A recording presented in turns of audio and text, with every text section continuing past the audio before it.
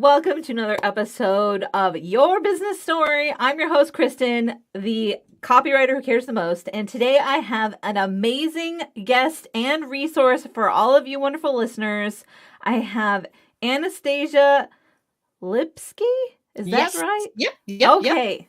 And just imagine it being an I. It used to be an I. My grandfather changed it. Okay, so. Lipske. Okay. I get it. Yeah, my name should have been Sverkowski because my husband's grandfather changed it to Spencer. Wow. Okay, that was a radical change. Mine was really just one little letter.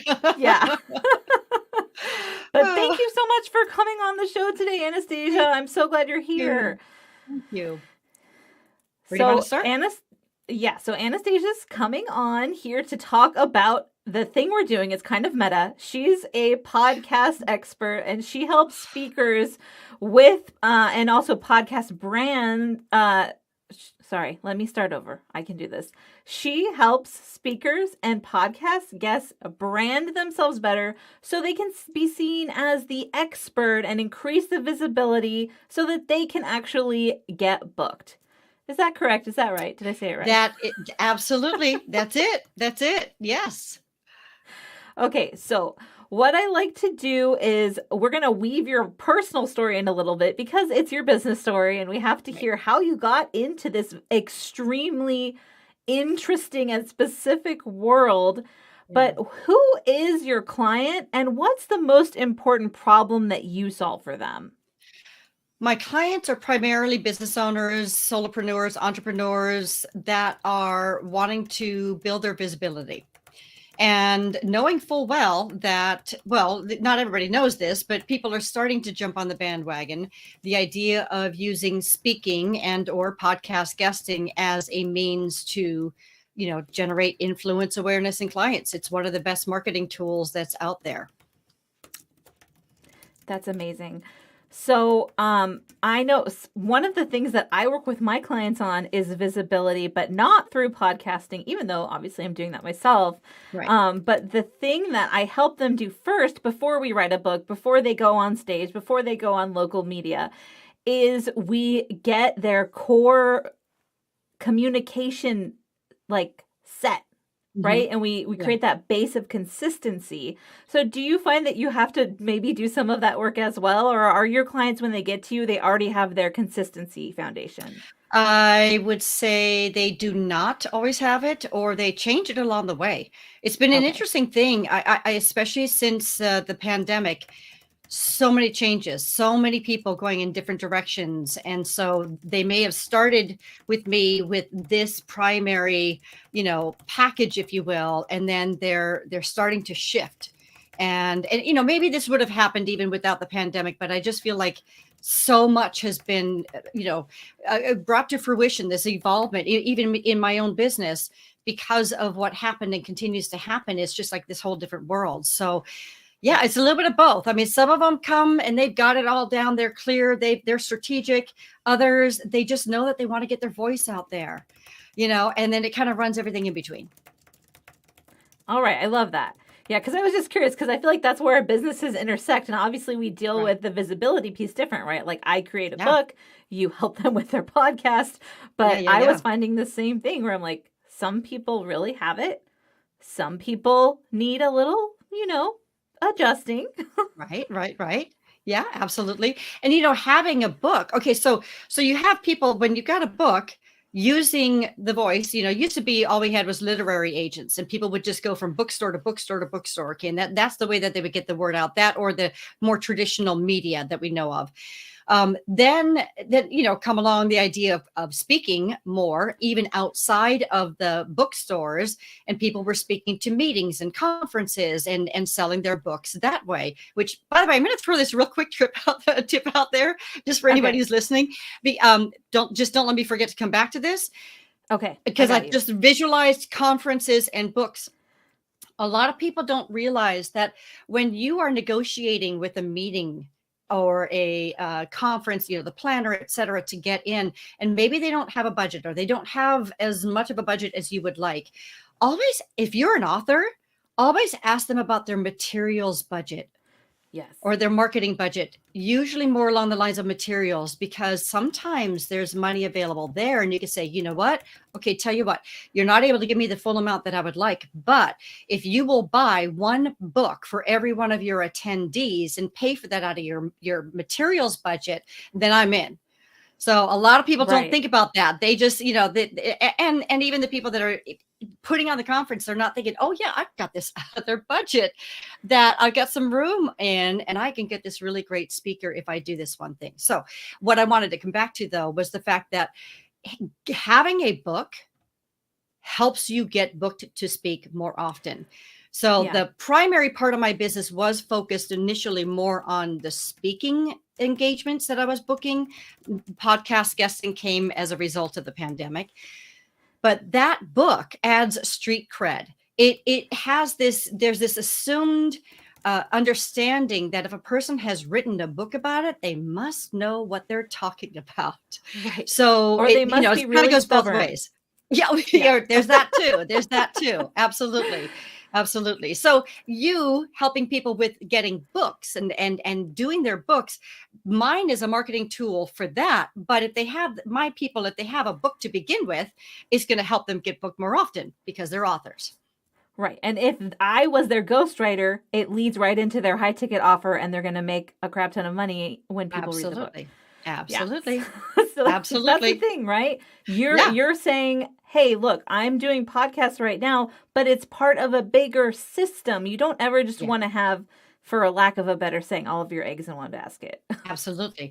And not everybody there actually really wants to do all that work of writing or having the ability to get what's in their brain, their experience, onto a page that's going to be enjoyable and readable, that's going to get those 5-star reviews on Amazon. We're all an expert in something, right? Right. So outsource anything you possibly can. That's why you and I both have a business. And I highly recommend it, because so many people, they've got a story, they've got something, and they just it's like you're doing the world a disservice if you don't get it out there. I know. And that's obviously my passion, right? I'm like, you don't even have to write a word. I'll write everything, but we can just work on your story matters, get it out there. I love that. So what would you say is the biggest pain point for your clients right now? And I'm going to ask you a trick question. Are you ready? Sure. What do they think they need to solve it? Right? That's the first question. Not what do they really need? What do they think they need? So what's the pain? What do they think they need to solve the pain? Okay, so the pain is a lack of time. A lack of time to do the things that they know that they need to do in order to get booked. Okay, so it's like they get this idea. They know that this is a great marketing strategy. They want to do it, but then all the work that goes around doing it, and then they realize they don't have the time to do that. So one of the challenges or what they think that they have an issue with is the lack of time, when reality is, in fact, oh my gosh, I just read this. Oh, I wish I could put my fingers on it. I just read somebody's comment about the fact that when you are, in essence, outsourcing work, you are literally adding more hours to your day. That's the trick around. It's like being Hermione. It's like getting more than 24 hours in a day because you've got the little thingy that you can spin, and it's called other people. Right. So you outsource that, because if they're putting this time in, you get to add that to the hours of your day.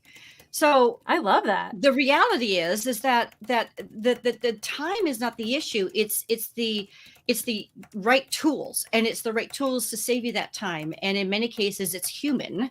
Outsourcing, having someone else do your accounting, have someone else do your ghostwriting, have someone else, do your booking, and it doesn't even have to be an agent. Like I do consulting. That's a big part of what I do, is like, I just do one-on-one consultations, and I just get straight to the meat of what they can be doing to increase their visibility and have better branding so that they're seen as a speaker or podcast guest.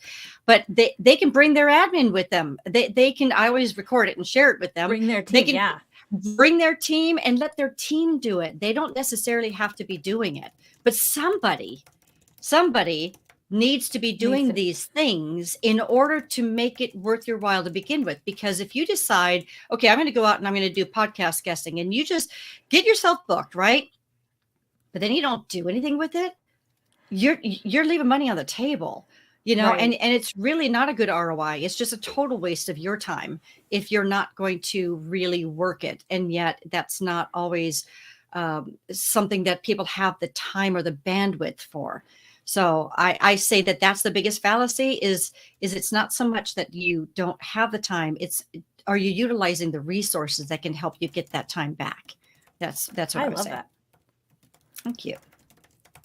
I really was touched by that one statement that somebody made. Now I would like to give them credit, but I can't remember who it was. It's okay. Yeah. If you said that, just message us and we'll give you the credit, exactly. We'll add your name to the show notes. Yes, we want to know. Yeah, because that's one of the things I always talk about with my clients, because I'm like, do you want to spend 10 years learning to write? Okay, honestly, like it would take them 15 years to learn how to write how I write. And they probably might not be able to do it because of the weird path that I've been on with sales psychology and my degree in literature. I'm a certified copy editor. It's the weirdest combination. And people are like, how did that happen? And I'm like, I'm still unsure. But like, do you want to take 15 years to try to learn to do that when that's not your center of influence? Definitely that doesn't really make sense. No, I did an ebook, which is the little goodie that I will definitely offer to people. That's really, 10 pages of impactful content. I don't ever want to do that again.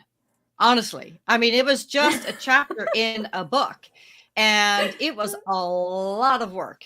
Even though I've got it up here, like I could talk till the cows come home. In fact, I recently learned one of my clients does these special personality profiling. And it was but I've done so many of them. I've done so many. But this is the most extensive report I've ever received. It was a 42-page report. And one of the things that I learned about myself in there that no one's ever told me was that I'm an audible learner. Ooh. And I'm curious, what kind of was, I think I know which one, but can you say it so I don't? You know what? I don't even know if she hasn't. Well, I'm going to tell you. So it's Julie Brain Lady Anderson is my client. Okay. It's her thing. She created it. Oh, nice. So this is not like, DISC, Enneagram, human design. It's not like one of those big things. This is one that she created after years and years and years and years and years and years of work in this field of the brain. And once she started describing to me what an audible learner is, everything makes sense. No wonder my ex-husband and I had a little bit of an issue, because I want to hear and speak at all times. And he's not that kind of person. So he never listened to me. But he also learner. Yeah, different kind of a learner. And just in how I show up, like Audible, I swear, like I've got to be one of their biggest, customers. I finally cut myself off. So now I'm using Libby and doing the library, but I have to have patience with that, because if I decide I want to listen to a book, I got to move, I got to get it, and I got to listen to the whole blooming thing. In fact, I had in the middle of a murder mystery and I got cut off. They took it away from me, and I had to wait 6 weeks for it to come back. So I'm learning. First the test and then the lesson. That's what my father always said. So I'm learning about that. But yeah, I love to listen. That's why I love the podcast guesting, because that's what I was going to say. I listen all day. Your business is your favorite thing, right? Yes. And it's so interesting, because before the digital world, even though I've been booking speakers for more than 12 years, I wasn't hearing them. They were going off physically and doing these talks all over the place. I wasn't hearing them. I was going by the feedback, the great feedback always that I would get from the speaker chairs and the hosts that would have them, but I didn't get to hear them. Well, now everything is digital. First off, even speaking is, so much of it is virtual and digital, so I can hear them that way. But also with the podcast, one of the things that our agency does, we don't do these templates where we take one of our clients and send it out to 6,000 podcast hosts. We look at one podcast at a time, and we will look at that podcast, really delve into it, make sure that we are clear on who they're connecting with, and actually listen to an episode. So, and which we have our clients do as well. Which, so I that always means tell my clients to promote their book. I'm like, don't you do anything until you listen to at least one episode. Exactly. For so many reasons, So we do that. And that means that I'm listening to podcasts all day long. If I was not an Audible learner, I have to say that would be a little bit harder. So, maybe all podcast agents are Audible learners. I don't know, but I certainly am. So I don't think that's where we started. But that's the direction it just took us in. I love it. No, I love it because that is part of your business story, right? That's the way you learn. And now you get to enjoy that part of the way your brain works every day and use that superpower for your clients, because I'm sure not all of your clients are Audible learners. No, I'm sure they aren't. In fact, they need you. It's a pretty small percentage. I remember that was another thing. I don't remember what the percentage is, but most people are not Audible learners. Even though podcasts, people have been listening to podcasts for, even my granddaughters do. Like everybody's listening, they're on the bandwagon these days. But for some, they're doing it because the content is so important to them or so valuable. Others, it really literally is how we learn. And there's a little bit of a difference in there. So it's worked out well that I happen to be that kind of a person. Yeah, that's awesome. Yeah, my husband is definitely more that way, where he can listen. He's a truck driver and he does local delivery, so he listens to podcasts all day long. Awesome. And he comes home and he can give me a digest of the most interesting things he listened to during the day. I'm like, how does he do that? I think it's his learning style. Nice. What's his name? Travis. Hey, I hope you're listening to your wife's podcast right now. He will. Yeah, okay. He listens to every podcast I'm on and he gives me notes. He's like, this is where you missed a promotion opportunity, because he's, I'm in marketing, so I've indoctrinated. I love it. Yay. We all need our Travis. Travis, I want you to start listening to every one of the interviews I do, and you can give me some upgrades. That'd be awesome. I told him, I was like, you should do a book and a podcast for spouses of entrepreneurs, because he managed to figure out how to stay married to me and all of these total ups and downs. And I was like, so many of my friends are divorced because their spouses don't get it. If you could help them, you would actually help a lot of people stay married, probably. Not a bad idea. Yeah. Okay. Sorry. So we can talk more about Travis some other time, but so their problem that they think they have is they don't have enough time, but really they don't know how to properly allocate their time. Is that fair? Right. I would say yes. Okay. Yeah. So they're trying to allocate their time better. You come in, you look at the situation. How do you solve this problem, right? Because they need visibility and they're managing their time poorly. So what do you do to help them with that? Well, we get them booked. That's the main part of it. So let's say someone decides that they want to use podcast guesting as part of their marketing strategy. Right. For them to take the time. So there's two things. One is we do it for them. The other is I do the consulting with them and or their assistant and let them do it for them. Either way, the end result is that hopefully they're getting booked. So there's a lot of work involved in first researching the podcast, because you're a podcast host, about podcast fade. How many podcasts have just disappeared? So a lot of times people think that, they've heard of this certain podcast or whatever, or they stumble upon it, they listen to it, they think it's great, and then they promote themselves to it, only to discover that it stopped 6 months ago. See, because this is evergreen. 3 years ago. Or 3 years ago, right. This is totally evergreen. So we could be hearing something literally 3 years after the fact and then not realize that the show doesn't exist anymore. So there's that research part of it, making certain that a person is a good fit. You are better off not being on a show at all that's a bad fit, then what am I trying to say? Don't go on it at all, because if you're a bad fit, that does you more damage than not going on. Because again, it's evergreen, so it's going to stick with you forever, right? And this is energy. This movement is about energy, and that's why it's important. When I say to listen, or even if they do have a visual aspect of the podcast, view it at least for a few minutes and then take your phone with you and, listen while you're walking the dog or whatever. You want to make sure that you resonate with that person. Because if you don't, it's going to come across, a podcast, we want them to flow. We, not feel like an interview per se, but rather more of a conversation, getting to know each other type of thing. And that's where the energy comes in really important. So to do this and have a sense for whether this podcast host is halfway decent.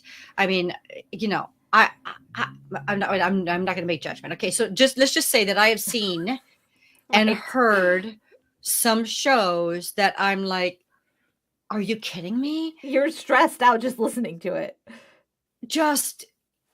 And why? And I feel bad because I'm a huge proponent of getting your voice out there. So yes, there's that part of me that struggles with that, because if everybody were to not do it because they feared that they were not good enough, that they didn't have the right equipment, that they didn't have all this kind of stuff, they would never get it done. They would never get it out there.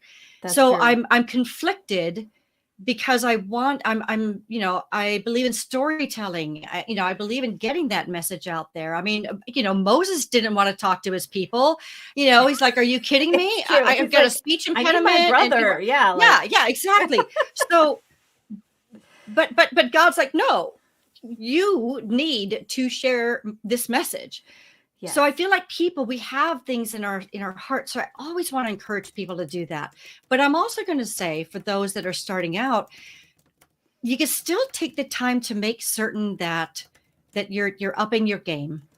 Don't, if it's a visual thing, don't do it from your couch with a crappy t-shirt on that's got stains and you got stuff in the background, and you're just like in this casual kind of attitude talking like anyone. Or you're like this. Yeah, with your arms crossed. And for the listeners, you've got a scowl on your face and you look so unhappy. I know that just makes them really, really, really want to pay attention. But just anybody can up their game even if they just have to pretend. Just pretend. Right. Pretend I'll make it for that moment, I'll make a confession to you. All right. So I'm sure you can tell this is not my first podcast. No. I have 141 episodes of another podcast that's all about fiction writing, which was me talking to no one for almost a year.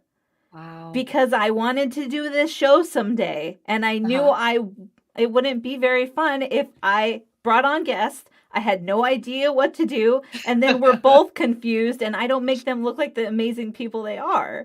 Yeah. And I'm not saying you listeners should go out and do 141 episodes. No, yeah, that might be a little more than they need to, but yes. The idea. I was also, right, like it's just, I did this challenge and they're like, can you do 90 days of podcasting to see if you like it? And I was like, okay, I'll try that. But you know what you could do, listener, instead of having to do what I did, which took way too long, is you can hire Anastasia as your consultant so you can skip past all of the work that I did by myself because past Kristen didn't know about Anastasia, so she couldn't hire her. That's right. Yeah. I mean, you still need to do your due diligence even when you have an agent representing you because, no one knows you better than you. Right. So we do the preliminary vetting before we even run it by our client. And then they look at the show. But if they come back and they say, yes, I think I'm a perfect fit, we do ask them to give us one paragraph as to why they feel they are the best fit for that show. And the reason we ask for that is because there may be something that is not in all the content that we have or know about them. Maybe they heard on that episode the host talking about how they always wanted to be a trapeze artist, and then they can mention in that one paragraph, and I really resonate with you. I get that because I did a summer internship at a circus when I was 17 years old or something like that. Yeah. Now what that does, by the way, this is kind of like a tip for anyone who is proposing themselves to a potential host. That tells that host right off the bat that you really actually heard their episode. Right. Because so many people say, I listened to your podcast, blah, blah, blah, blah, blah. Not Look how always. awesome I am. Yeah. I listened to your podcast and I think I'd be perfect because blah, blah, blah. And guess what? They haven't had a guest in 14 months. So clearly they didn't, right? Unless they were listening to that 3 year ago episode. But most of the time. But you can look at the date, right? You can just look at the date. It's just pay attention. Sense. Exactly. Yeah. It's all right there. So it helps to add that personal connection because, again, coming back to the fact that this is energy, you want to connect with that host. So now when you're talking to that host, when they say they want to, of course, bring you on, and they're going to talk to you about the circus and then get back to the meat of whatever it is that you're supposed to be talking about. Right. So those things help. They really do help. So we get that, the personalization, and then we do all the work. This client just keeps doing what they do best. They focus on their brilliance. They outsource the grunt work to us or another podcast booking agency, whatever, or their VA or whoever they can get to do the work. The point is it the highest and best use of your time? Because if not, you have someone else do that. So we're just doing all of that. And then we do the confirmation and we send the content and, just that kind of stuff to just make it happen. And it just takes a lot off people's plates. So they don't have to be thinking about it at all. So that's where it comes in really handy. Right. They do the one little bit of research and then they do the paragraph and they show up and shine, right? They shine their light. That's it. And that's it. They talk about the thing they're good at because we all can't be good at researching all the podcasts and figuring out what, right? Like you. Absolutely. So you take that from them. Yeah, you're a helper, as Mr. Rogers would say. Yes. Well, and we already have a relationship with a lot of incredible hosts. So we also, when we bring on a new client, we naturally will go to those shows that we already have a great relationship with. And then we get to say, guess what? Got a new client. I think you're going to love them. And here's why. So there's that helps them get booked more often because we have that black book, if you will, of hosts. Mm-hmm. But it's really more just that they can push that off and just not have to do that grunt work, because unfortunately it's not as easy. If all you had to do was send one email and the host came back and said, you're in, I wouldn't have a business, but it doesn't quite work that way. So we live on tenacity. Yeah. I love that. Well, and also you kind of help set them up for success, which usually, like, if you're doing a show like I do, I know it's going to be more than one season. I've already invited guests from season 1 onto season 2 because I know that we didn't talk about everything we could have. Right. So true. Those relationships matter. Yes. That's I think of it as etiquette. Best practices seems to be a little bit more accepted so that people don't feel like it's their grandmother smacking their hand, but it is etiquette. Okay. It's how do you treat people? And so to you listeners who are using this as a marketing strategy, keep in mind that the number one thing that a podcast host wants is more listeners, subscribers, downloads. They want to build their audience, and they are depending upon you to build their audience. And the way that they do that is that you're a good guest, right? In the sense that you show up and you do well, right? Yeah, exactly. The other thing is that you share about the podcast. You share about it before you've done it. In fact, wait, real quick. Can I take a screen print of us? Oh, yeah. Just smile. Do it. Okay.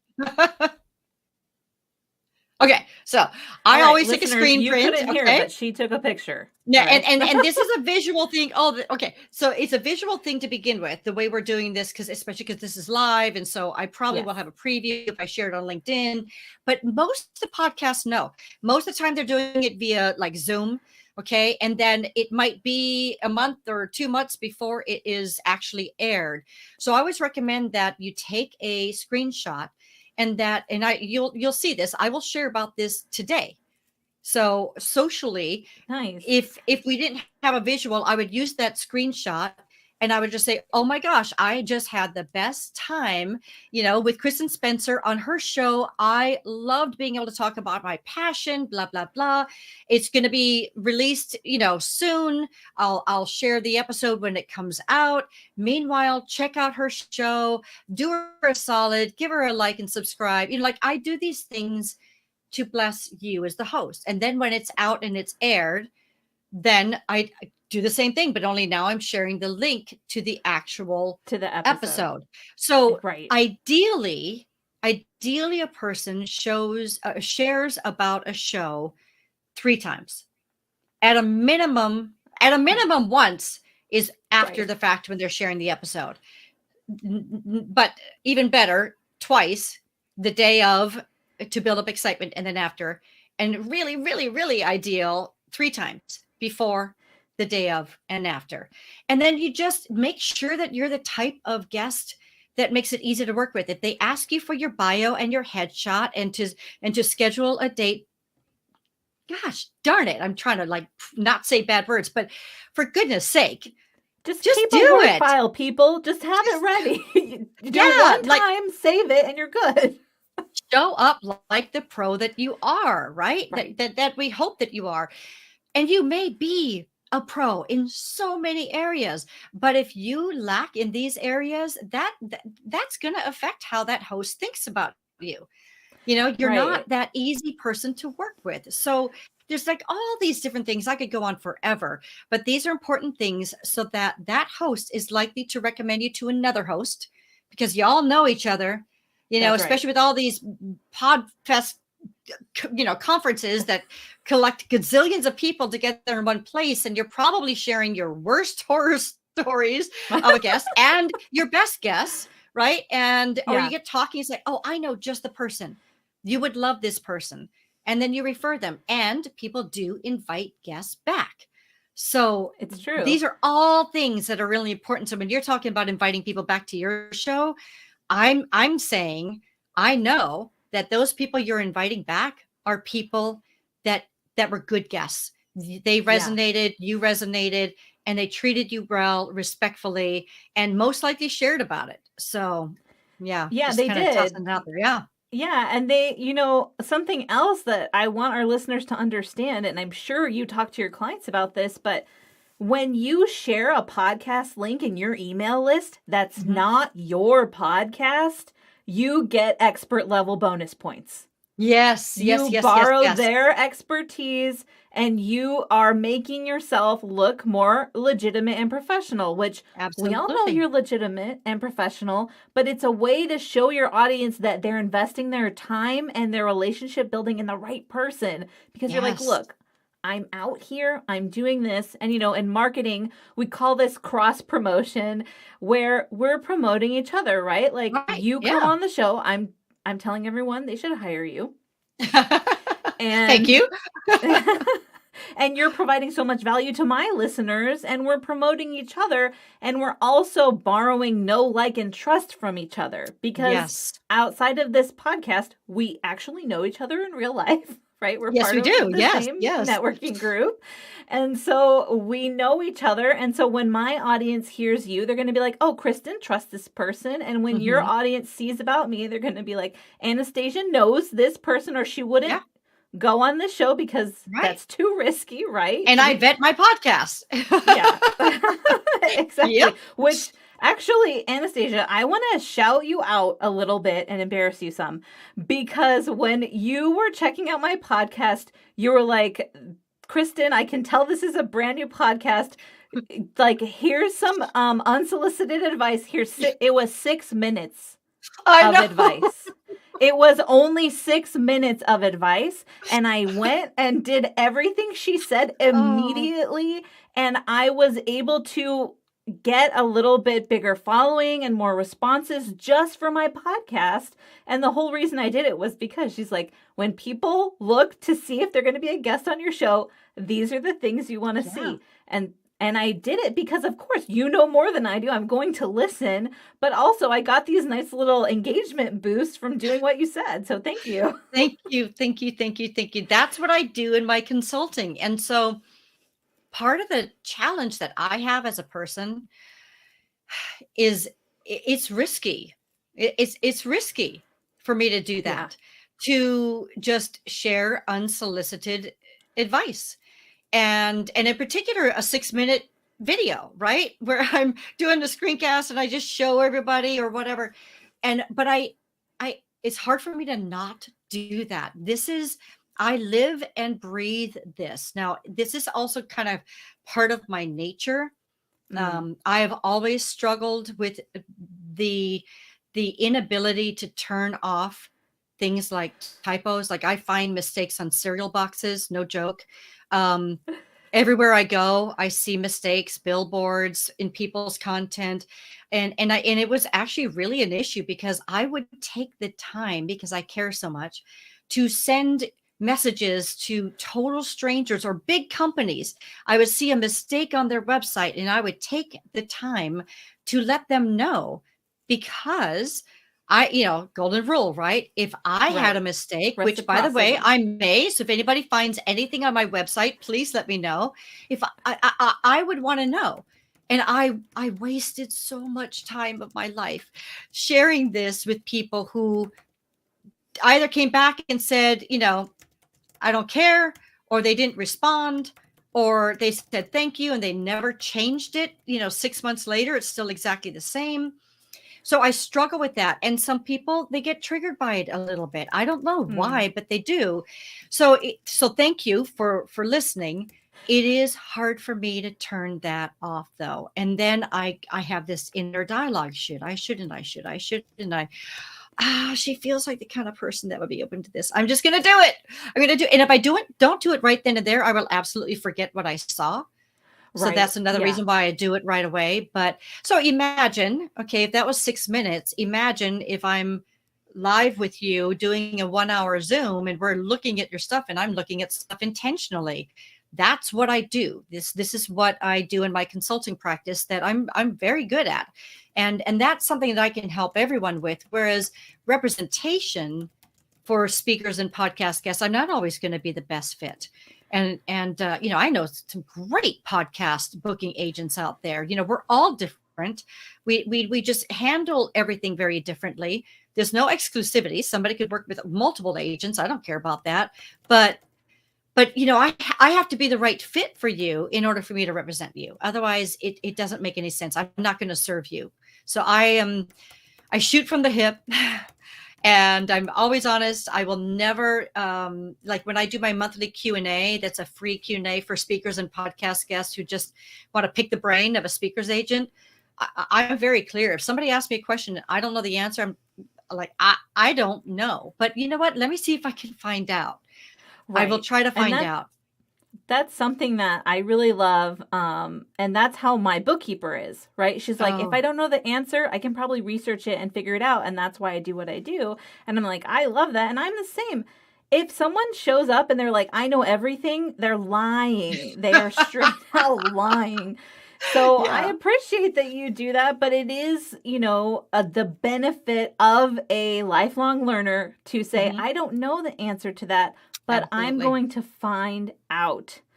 Yeah. So, Anastasia, I have your one line ready, I think, if my brain wasn't too fluffy. Because I've been on meetings all day today, but I want to try to do you justice. And we can always revise it too, right? Okay, sounds good. Okay. So I help busy business owners gain visibility by growing their time resources so that they're engaging with the right people based on shared interests through growing podcasting opportunities. I love it. Now, for me, to be more specific, it would be podcast guesting opportunities. Okay. Because podcasting opportunities would be alluding to being a podcaster like you. Right. That's which true. I help podcasters, but mainly through my consulting to help them with their visibility as a podcaster. But it's the podcast guests really that I'm more focused on. That's where your heart is. Yeah. Yeah. And speakers, of course, which podcast guests are speakers. They're just not doing prepared presentations. It's a little bit different. Right. And but there are some podcasters out there who want like a mini prepared presentation. Like I've had to do like 5-step teaching Mhm. lessons and things like that Yeah. just to be guest on some people's show. And I'm like, if they care this much, then their show's probably great. So I'm going to Yeah. do it. Yeah, yeah, yeah. There you go. Very good. All right. Well, thank you, Anastasia, for coming on. I like to ask my guests before they leave, what is one thing that you would share with our listeners, a little nugget of wisdom? And if it's something you already said, feel free to reiterate it. I would say just do it. If you have a Oh, voice, if you have a message, just get out there and do it.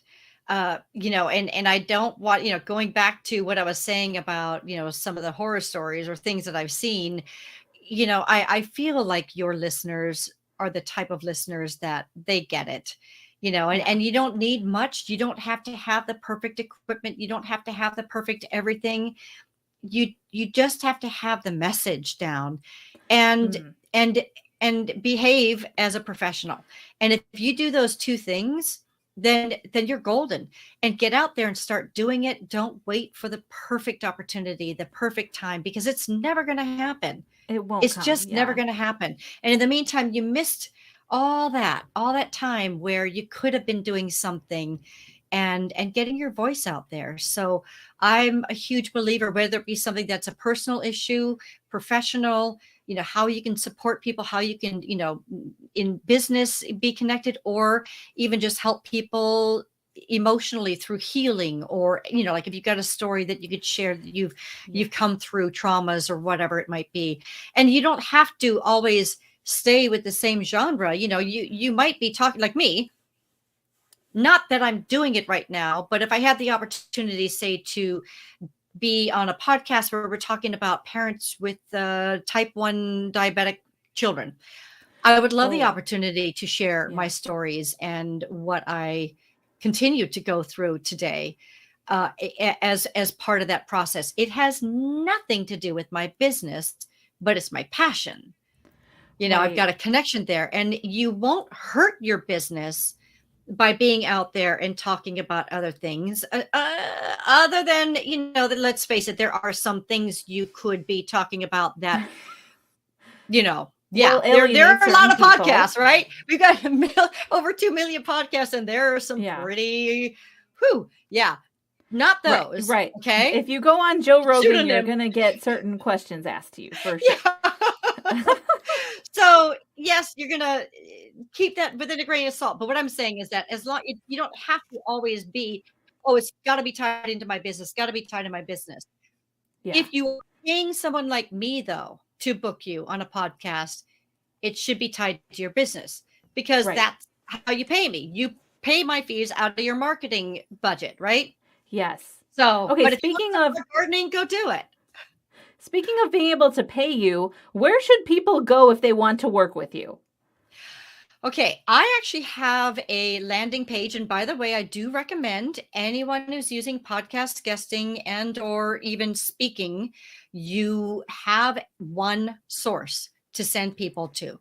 So I have one address for you to keep in mind, and it's really easy because it's my web address. It's my business name, accessspeakers.biz, not .com, so It's .biz. on the .biz. There you And it's go. on the screen for those Slash looking. thank you. All you do is add thank you to it. Oh, And thank you. Okay. if you go to that page, then all of my contact information is there. If they would like to get that 10-page ebook, that's the chapter on using speaking to grow your business, you can get that for free that way. It'll tell you about my monthly Q&A. By the way, it's the third Thursday of every month at 3 p.m. Pacific, 6 p.m. Eastern. It's a lot of fun. And we do give away a free speaker branding consultation, which Ooh, is a $250 value. So if you come, that nice. you might just win that. But all that is in that one page. So when you are using this as a marketing strategy, have one page that you send people to that they can get all that. And then check out my consulting services, because that's where I can be of most service to pretty much anyone, in just that opportunity to look at you and how you're showing up and how you're branding yourself, and answer any of the questions that you might have about growing your business with speaking.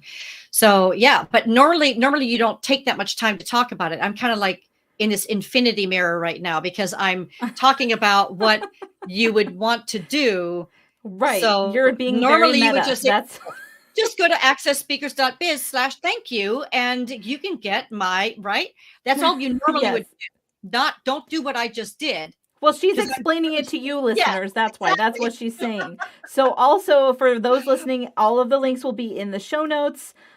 Which also is important. Was Anastasia was like, what are your show notes going to look like? So if you are a podcaster, make sure you get in touch with her because she's full of wisdom. Thank you so much, Anastasia, for coming This on. has been so fun.